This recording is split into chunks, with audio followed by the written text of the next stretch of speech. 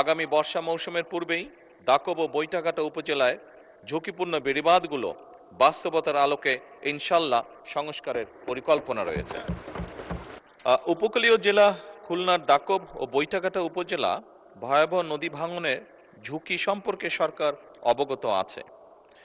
দাকব উপজেলায় ৬০-এর দশকে বেড়িবাঁধ নির্মাণ করা হয়।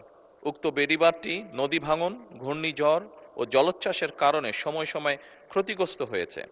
সেজন্যই দাকব ও বৈঠাঘাটা উপজেলাবাসীর জীবন ও সম্পদ রক্ষায় টেকসই বেড়িবাঁধ নির্মাণ এবং নদী ভাঙন রোধকল্পে সরকার বেশ কিছু পদক্ষেপ গ্রহণ করেছে, যা সংক্ষেপে আমি তুলে ধরতে চাই। খুলনা জেলার দাকব উপজেলায় পানি সম্পদ মন্ত্রণালয়ের অধীনে বাংলাদেশ পানি উন্নয়ন বোর্ড কর্তৃক নদী ভাঙন রোধে ডিজাস্টার রিস্ক ম্যানেজমেন্ট এনহান্সমেন্ট প্রজেক্টের আওতায় বুটবুনিয়া, খলিশা, গাইনিবাড়ি এবং ঝালবুনিয়া নামক স্থানে স্থায়ী নদী তীর ও বাঁধের ঢাল সংরক্ষণ কাজ চলমান রয়েছে। প্রকল্পটি মেয়াদ জুন 2027-এ সমাপ্ত হবে ইনশাল্লাহ।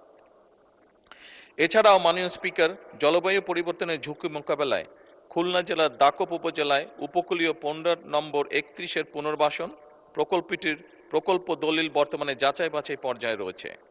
প্রকল্পটি বাস্তবায়িত হলে দাকব উপজেলাবাসী ভয়াবহ নদী ভাঙনের হাত থেকে ইনশাল্লাহ রক্ষা পাবে।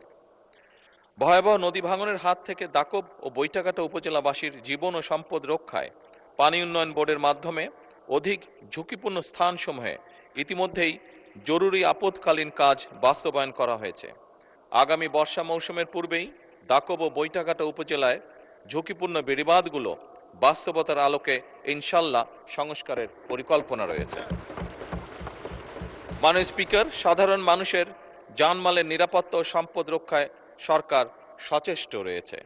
এ লক্ষ্যে পানি উন্নয়ন বোর্ডের মাধ্যমে ভাঙ্গন প্রবণ স্থানগুলো নিয়মিত তদারকি এবং জরুরি প্রয়োজনে দ্রুততার সাথে সংস্কার কাজ পরিচালনার পরিকল্পনাও সরকারের রয়েছে। মাননীয় স্পিকার।